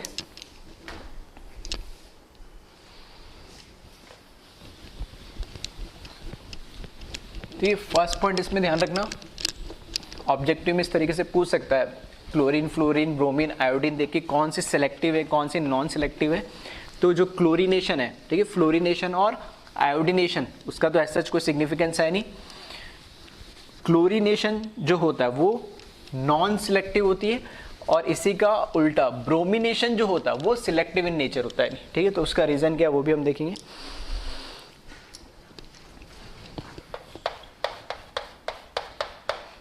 It is non-selective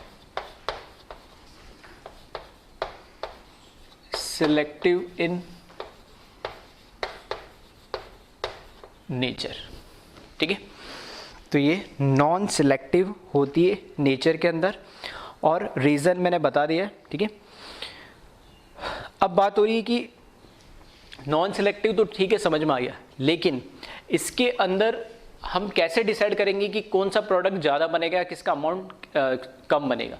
तो इसमें 2 फैक्टर होते हैं जो डिसाइड करते हैं कि हमारे पास रिएक्शन में प्रोडक्ट कौन सा ज़्यादा बनेगा नहीं।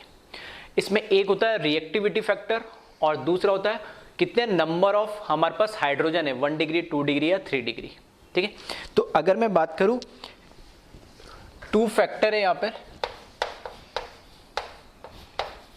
2 फैक्टर्स affecting percentage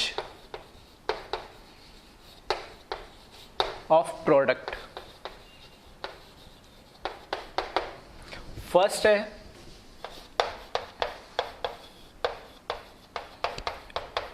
रिएक्टिविटी, ठीक है। तो जो रिएक्टिविटी है वो रिएक्टिविटी इस चीज पे डिपेंड करेगी कि जो हमारे पास इंटरमीडिएट जो बन रहा है, जो फ्री रेडिकल बनाता है, जैसे एक 1 डिग्री फ्री रेडिकल बनाता है और एक 2 डिग्री फ्री रेडिकल बनाता है RDS स्टेप में, वो कितना स्टेबल है। जितना ज्यादा वो स्टेबल बनेगा उतना ही रिएक्शन क्या जाएगा, फॉरवर्ड जाएगा, उसकी रिएक्टिविटी भी क्या होगी, ज्यादा होगी, ठीक है।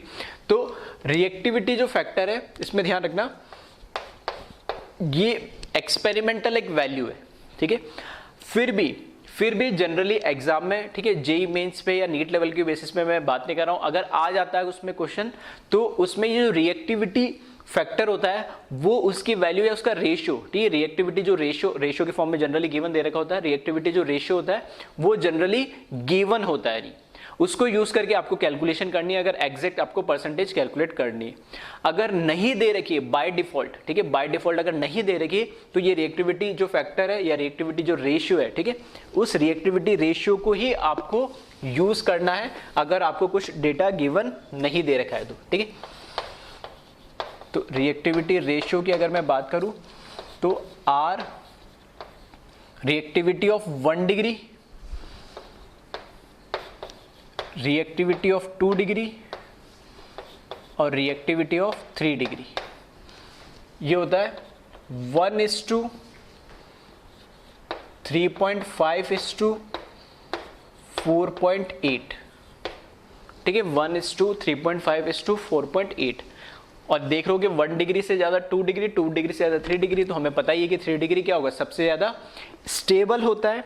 स्टेबल होने की वजह से, ठीक है, उसका रिएक्टिविटी रेशियो भी ऑब्वियस ये बात है बढ़ता जाएगा। लेकिन बहुत ज्यादा डिफरेंस भी नहीं है, 1 है फिर 3.5 है फिर 4.8 है, ठीक है, ऐसा तो नहीं 1 है एक 100 हो गया फिर 1000 हो गया इस तरीके से। तो इस वजह से सारे प्रोडक्ट बनने की पॉसिबिलिटी है। तो पहला फैक्टर हो गया रिएक्टिविटी, तो रिएक्टिविटी फैक्टर के अकॉर्डिंग देखेंगे तो 3 डिग्री के प्रोडक्ट बनने की सारे ज्यादा कैपेबिलिटी है। उसके बाद दूसरा जो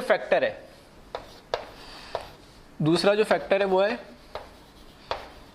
number of hydrogen atom. Number of hydrogen atom का मतलब क्या है कि 1 डिग्री कितने नंबर ऑफ हाइड्रोजन एटम है, 2 डिग्री कितने नंबर ऑफ हाइड्रोजन एटम है और 3 डिग्री कितने नंबर ऑफ हाइड्रोजन एटम है। 1 डिग्री हाइड्रोजन एटम जितने ज्यादा होंगे उतना ही वो क्या बनेगा, 1 डिग्री फ्री रेडिकल बनेगा। तो कहने का मतलब है अगर 1 डिग्री हाइड्रोजन जितने ज्यादा होंगे तो कॉलिजन, ठीक है, उसमें जो प्रोबेबिलिटी होगी कॉलिजन होने की वो सबसे ज्यादा होगी। फिर अगर 2 डिग्री ज्यादा है तो उसमें पॉसिबिलिटी ज्यादा होगी। अगर 3 डिग्री ज्यादा है, कोई अल्टीमेटली निकालना है कि हाइड्रोजन निकालना है, क्लोरीन फ्री रेडिकल जाएगा और हाइड्रोजन को क्या करेगा, होमोलिटिक लेवेज करके उसके साथ बॉन्ड बनाएगा। तो क्लोरीन की रिएक्शन होने की प्रोबेबिलिटी उसी के साथ ज्यादा होगी जिसके हाइड्रोजन ज्यादा होंगे। 1 डिग्री के साथ ज्यादा कॉलिजन होंगे, वो ज्यादा हाइड्रोजन होंगे तो ज्यादा कॉलिजन होंगे, ज्यादा कॉलिजन होंगे तो प्रोडक्ट बनने की प्रोबेबिलिटी उसमें ज्यादा बनेगी। अगर 2 डिग्री के ज्यादा होंगे तो वहां 2 डिग्री की बनेगी, ठीक है। तो इस तरीके से हम इसको रिप्रेजेंट कर रहे हैं। N1 डिग्री का मतलब है number of 1 degree hydrogen atom and 2 degree number of 2 degree hydrogen atom, ठीक है, इस तरीके से हम लिख लेंगे। और इसी तरीके से N3 degree number of 3 degree hydrogen atom. Clear है। अब मुझे निकालना है कि 2 फैक्टर की हमने बात तो कर ली है, अब 2 फैक्टर की जो बात करिए उन 2 फैक्टर पे किस तरीके से प्रोडक्ट जो हमारा बन रहा है उसकी परसेंटेज डिपेंड करती है। तो इस फॉर्मूले को ध्यान रखना, एक इन जनरल लिख रहा हूं मैं यहाँ पे, ठीक है, फिर वहाँ पे एक एलोब्रेट करके भी लिख दूंगा।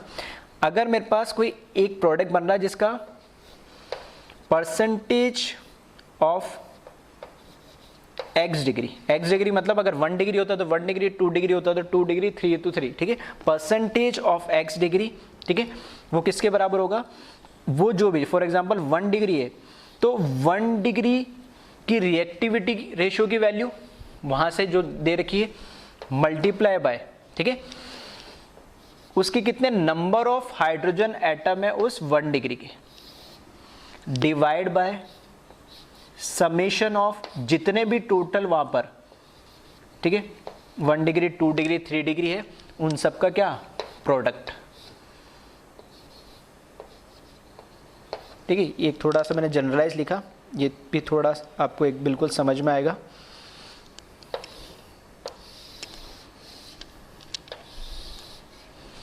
ठीक है, क्या मतलब है इसको देख लेते।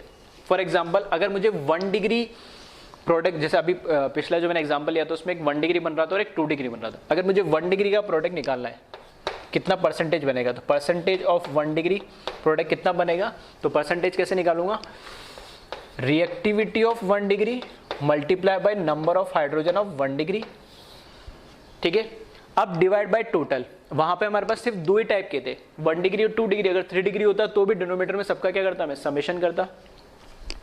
तो R 1 degree into N1 degree plus R 2 degree multiply by N2 degree plus R 3 degree multiply by N3 degree, इस तरीके से। ठीक है, अगर मुझे 2 डिग्री का निकालना है, अगर मुझे परसेंटेज ऑफ 2 डिग्री निकालना है, देखो अगर 2 ही प्रोडक्ट होते तब तो मैं क्या करता, इसको कैलकुलेट करता और परसेंटेज, ठीक है, परसेंटेज है तो यहाँ पे क्या आ जाएगा 100 आ जाएगा, इधर भी 100 लिख लेना है ना, क्योंकि हम परसेंटेज निकाल रहे हैं एक्चुअली।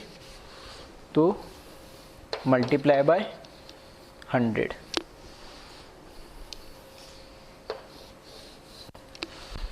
देखो अगर हमारे पास 2 ही टाइप के प्रोडक्ट बन रहे हैं तो एक की अगर आपने कैलकुलेशन कर ली तो परसेंटेज निकाल रहे, तो ऑब्वियस सी बात है अगर ये जितना ही बन रहा है 40 30 बन रहा है तो 100 माइनस कर लेंगे तो अपना आप ही आ जाएगा। और वैसे फिर भी आपको क्रॉस वेरीफाई करना है तो बस फॉर्मूला यूज़ कर लेना। अब जब R2 के लिए निकालोगे तो R2 degree into number of hydrogen of atom of 2 degree और नीचे वापस टोटल आ जाएगा। अब इसमें जैसे अभी उस लास्ट एग्जाम्पल में ये नहीं था तो इसकी वैल्यू क्या आएगी, अपना आप 0 आ जाएगी बस। तो R1 into N1 plus R2 into N2 plus R3 into N3 multiply by 100, क्योंकि हमें परसेंटेज निकालनी है। इसी तरीके से परसेंटेज ऑफ 3 डिग्री भी आप लिख सकते हो। तो एक बार इसको कॉपी कर ले और फिर इस पर एक क्वेश्चन हम प्रैक्टिस करते हैं। ठीक है, तो 2 चीज़ ध्यान रखनी है, अगर ये रेशियो आपको गिवन नहीं दे रखा है, ठीक है, तब तो आपको यही यूज़ करना है 1:3.5 3.5:4.8, सिर्फ किसके लिए, क्लोरीनेशन के लिए। ब्रोमिनेशन के लिए अलग वैल्यू होती है। और अगर दे रखी है, ठीक है, रिएक्टिविटी रेशियो अगर आपको दे ही रखा है तब तो फिर कोई प्रॉब्लम नहीं। और नंबर ऑफ हाइड्रोजन एटम तो आप मॉलिक्यूल देख के उससे कैलकुलेट कर ही सकते हो। तो इस पर क्वेश्चन देखें।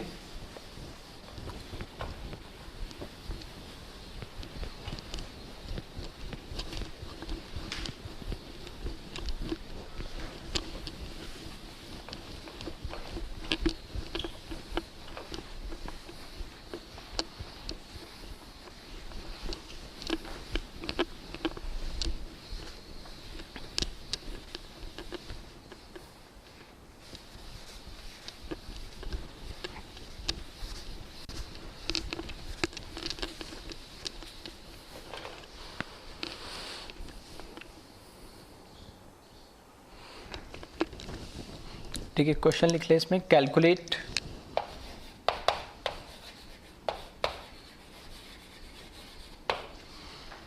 परसेंटेज ऑफ ओ all mono chloro product of given reactant. Calculate percentage of all monochloro product of given reactant. ठीक है, तो एक ही इसमें एग्जांपल देख लेते हैं।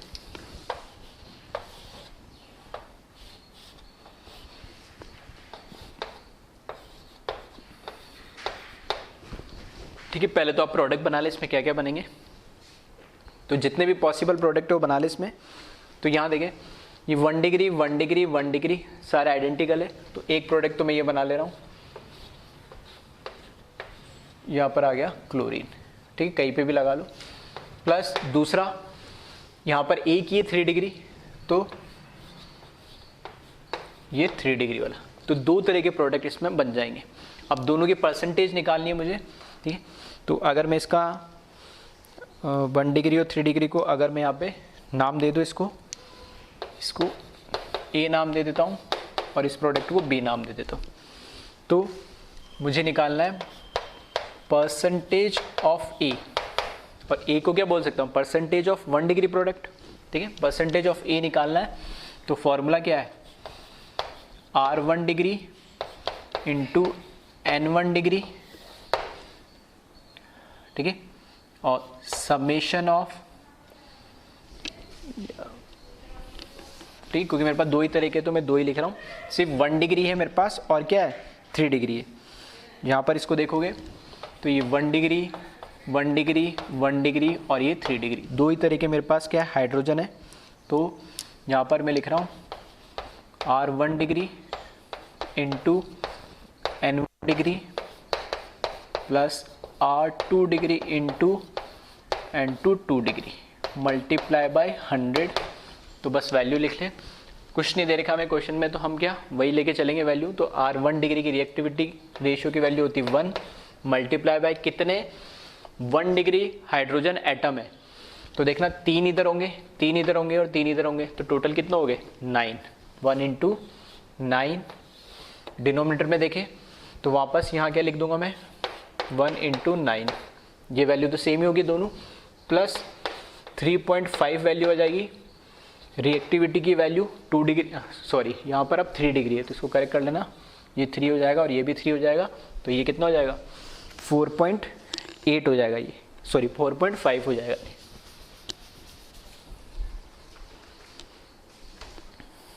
ठीक है, तो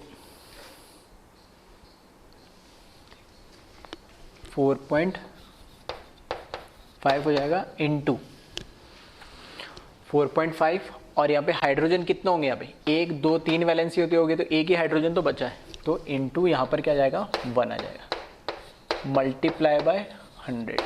तो बस इसको आप कैलकुलेट कर ले, और इसको जब आप कैलकुलेट करेंगे ठीक है तो इसकी वैल्यू कैलकुलेट होके, ठीक है मैं डायरेक्ट लिख रहा हूँ, एक बार उसको क्रॉस वेरीफाई आप कर लेना है नहीं, ठीक है। तो ये समथिंग 66% आएगी कुछ, ठीक है, तो 66.66% आएगी। अब आपको जो परसेंटेज ऑफ बी निकालना है, ठीक है, क्योंकि मेरे पास अब दो ही प्रोडक्ट, 3 होते तब मेरे को कम से कम 2 की तो परसेंटेज निकालनी पड़ती, लेकिन 2 ये तो मैं क्या करूँ, एक तो निकाल लूँ यहाँ पर 100 माइनस परसेंटेज ऑफ ए, तो अपना आप मुझे पता लग जाएगा 33.33% आ जाएगा। और ऐसे नहीं निकालना चाहता तो इसको क्रॉस वेरीफाई करना है, तो इसमें क्या करो वैल्यू पुट कर लो इसकी और इसको चेक कर लो, ठीक है। 2 लिख रहा हूँ मैं, 3 कर लेना इसको ना बार बार, plus R3 degree into N3 degree into 100, तो इसकी वैल्यू कितनी आ जाएगी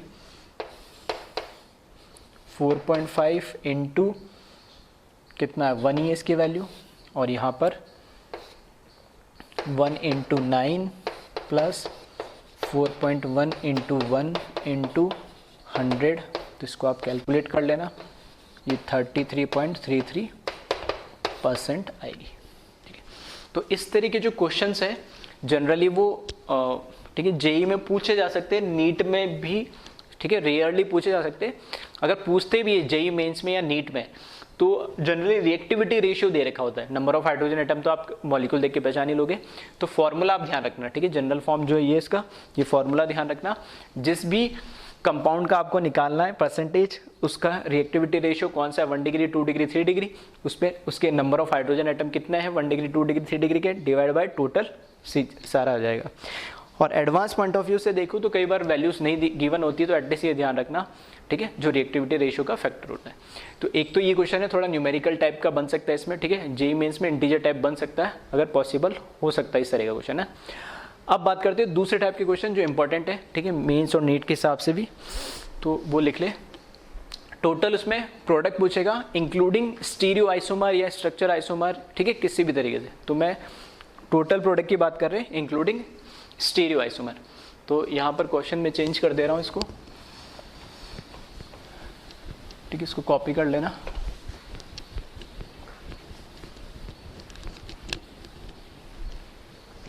calculate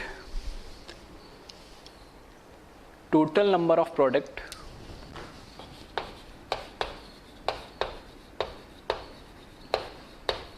calculate total number of product including stereo isomer, ठीक है। और यहाँ से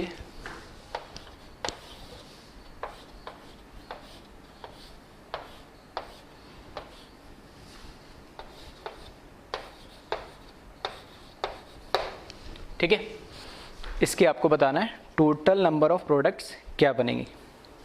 तो एक बार आप वीडियो को पॉज करके और ट्राई कर ले और उसके बाद वेरीफाई कर लेना आंसर।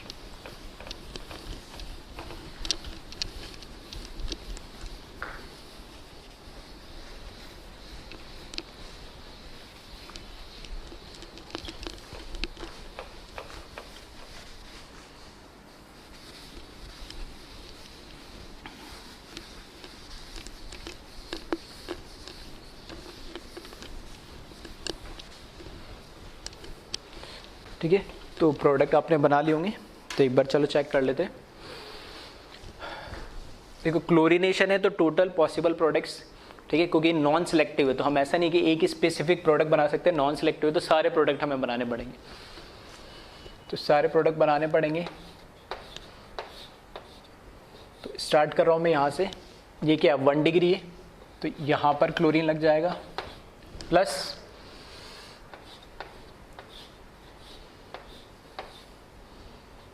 फिर यहाँ हो गया, फिर यहाँ पर 3 डिग्री तो यहाँ पर लग जाएगा,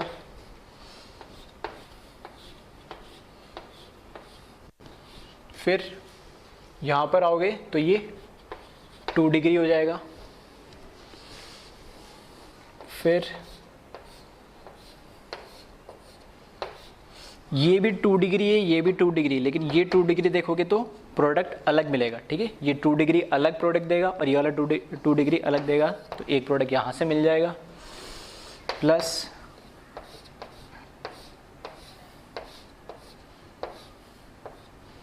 ठीक है, और यहाँ से 2 डिग्री से देखोगे तो ये प्रोडक्ट एक अलग मिल जाएगा। ये तीनों ही 2 डिग्री है तो ऐसा नहीं 2 डिग्री का एक ही प्रोडक्ट बनेगा।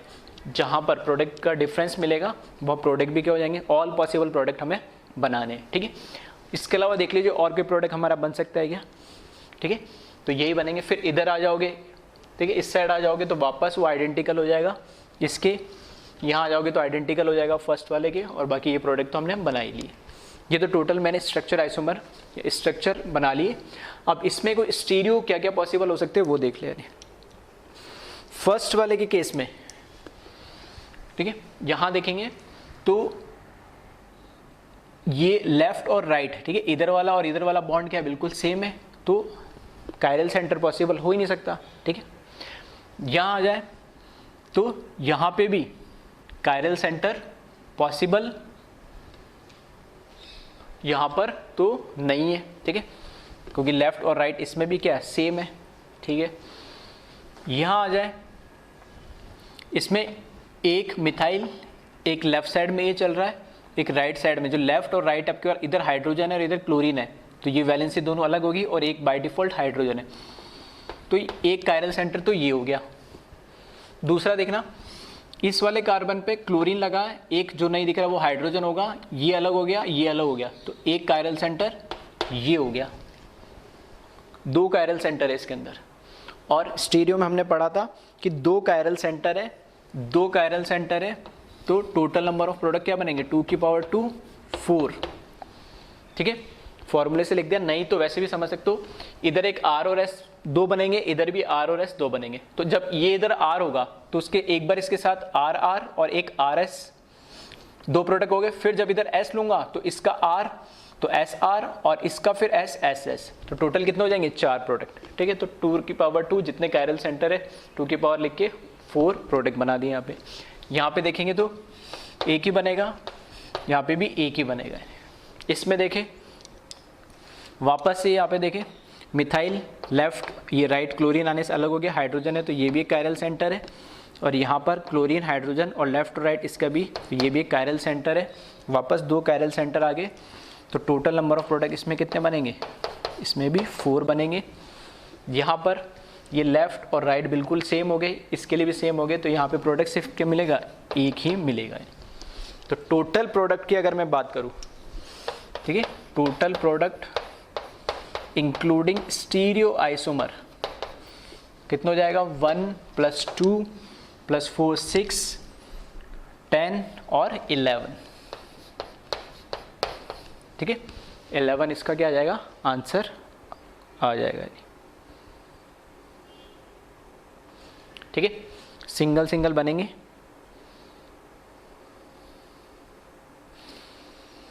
ठीक है, तो इस तरह के क्वेश्चंस पूछे जाते हैं अक्सर। ठीक है, क्लोरीनेशन पे इसलिए इंपॉर्टेंट हो जाता है कि इसमें परसेंटेज वाले क्वेश्चंस भी बनते हैं और दूसरे इस तरीके के क्वेश्चन जिसमें हर तरह के क्लोरीनेशन में, ठीक है, नॉन सिलेक्टिव है तो हर तरह के प्रोडक्ट बनेंगे और उन प्रोडक्ट में भी, ठीक है, आपको अगर स्टीरियो आइसोमर बोल दिया तो वो भी आपको चेक करना पड़ेगा। ठीक है, अब लास्ट हम बात कर लेते हैं ब्रोमिनेशन की, तो एक बार इसको कॉपी कर ले जल्दी से।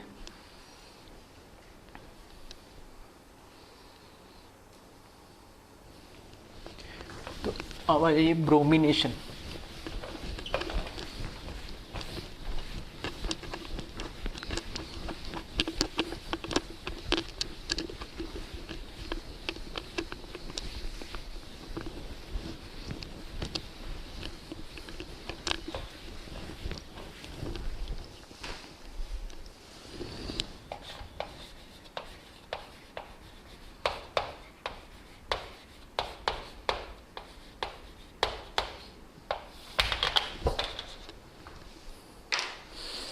ठीक है, ब्रोमिनेशन के लिए एग्जांपल लेता हूं मैं, सेम एग्जांपल ले लेते चलो, CS3 CS2 CS3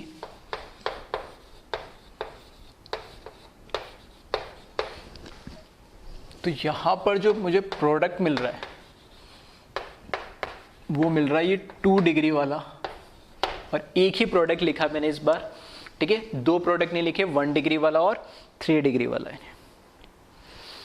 रीजन इसका ये, अगर हम मैकेनिज्म की अगर बात करें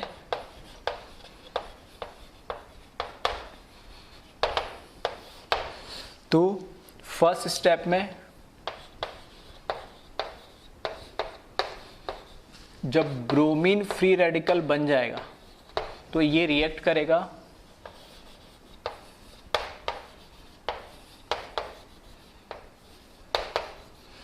ठीक है, पॉसिबिलिटी में दोनों लिख दे रहा हूं, तो यहां पे बनेगा HBr plus CS3 CS2 CS2 free radical और CS3 CHH CS3 प्लस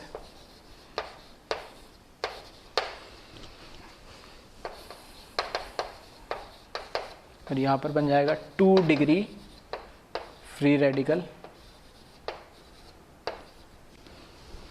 अब इस केस में क्या हुआ, लिखा मैंने दोनों में सेम ही है जैसे क्लोरीन में लिखा था, बस फर्क यहाँ पर यह आ गया कि यहाँ पे ये जो बॉन्ड ब्रेक हो रहा है कार्बन हाइड्रोजन का होमोलैटिकली, तो CH बॉन्ड की जो बॉन्ड एनर्जी, ठीक है, एज कंपेयर टू HBr, ये इसके कंपैरिजन में कैसा होता है, स्ट्रॉन्ग बॉन्ड होता है, और ये कैसा होता है, वीक बॉन्ड होता है। नहीं तो सेम यहां पर भी ये क्या है, स्ट्रॉन्ग बॉन्ड है, और ये क्या है, वीक बॉन्ड है। तो इससे क्या होगा, बॉन्ड स्ट्रॉन्ग ब्रेक हो रहा है और वीक बॉन्ड बन रहा है, तो ये रिएक्शन, ठीक है, ये रिएक्शन कैसे होती है, एंडोथर्मिक होगी, जबकि क्लोरीनेशन कैसी थी, एक्सोथर्मिक थी। ठीक है, तो दोनों में डिफरेंस ये। दूसरा, ये रिएक्शन है सेलेक्टिव, नॉन सेलेक्टिव प्रोडक्ट नहीं बनाया मैंने, मतलब ये 1 डिग्री वाला जो प्रोडक्ट है ना, ये तो बनना ही नहीं चाहेगा, बनेगा कौन सा, ये 2 डिग्री वाला। और रीजन इसका कि जो इसका रिएक्टिविटी रेशियो है, ठीक है, क्योंकि हमने बोला तो 2 फैक्टर पे डिपेंड करेगा कितना परसेंटेज बनेगा, एक होता है रिएक्टिविटी फैक्टर और दूसरा क्या, नंबर ऑफ हाइड्रोजन एटम। तो रिएक्टिविटी जो फैक्टर है वो रिएक्टिविटी फैक्टर का बहुत ज़्यादा इसमें क्या है, डिफरेंस है। यानी रिएक्टिविटी फैक्टर या रिएक्टिविटी रेशियो की अगर मैं बात करूं तो रिएक्टिविटी रेशियो जो ब्रोमिनेशन के केस में, ठीक है, तो वो है 1:82:1600, वहाँ क्या था 1:3.8:4.5, ठीक है, 2 या 3 डिजिट का फर्क था, या 1 से डायरेक्ट 80 टाइम्स, तो ये हो गया, और इसका ऑलमोस्ट देख सकते हो आप कितना हो गया यानी, ठीक है, ऑलमोस्ट 20 टाइम्स हो गया यानी, ठीक है, 160 कर दे, 80 मान के कर दो, मैं कितना आ जाएगा, तो 160 और उसमें भी 10 लगा दो, ठीक है, तो 20 टाइम्स हो गया। तो इतना रिएक्टिविटी रेशियो, यानी मतलब इनका रिएक्टिविटी फैक्टर या रिएक्टिविटी में ही इतना डिफरेंस आ गया कि मेजरली जो प्रोडक्ट बनेगा वो वही बनेगा जो ज़्यादा स्टेबल फ्री रेडिकल इंटरमीडिएट बनाएगा।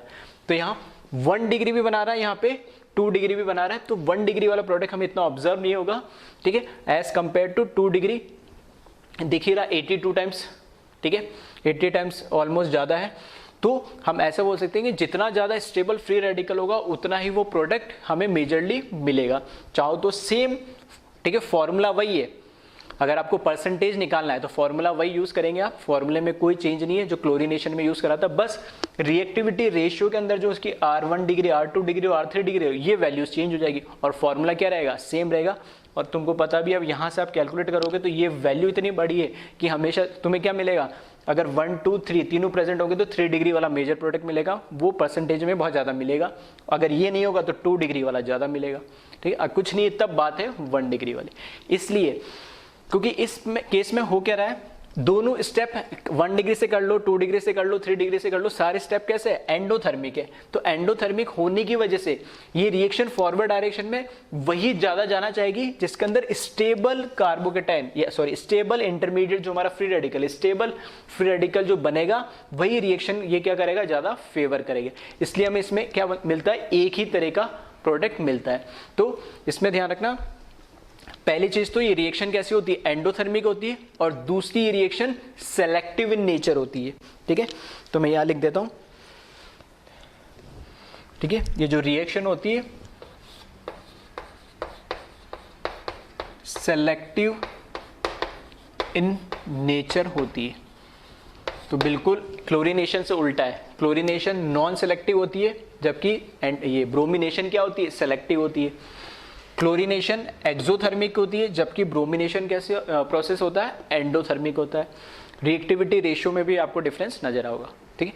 तो क्लोरीनेशन जब भी आ जाएगा तो आप ऑल पॉसिबल प्रोडक्ट्स बनाओगे, जबकि क्लोरीनेशन आएगा तो आप एक ही तरह का प्रोडक्ट बनाओगे यानी, ठीक है। तो एक बार पूरे फोटो हेलोजनेशन जो हमने पढ़ा है उसको एक बार फिर से ध्यान से देख लेना, और इसमें जो इंपॉर्टेंट है वो है क्लोरीनेशन सबसे ज्यादा इंपॉर्टेंट, और उसके बाद आता है ब्रोमिनेशन की वैल्यू। हाँ, फ्लोरीनेशन क्यों नहीं होता, आयोडीनेशन क्यों नहीं होता, उसका रीजन मैंने बता दिया, चाहो तो उसको आप ध्यान रख सकते हो।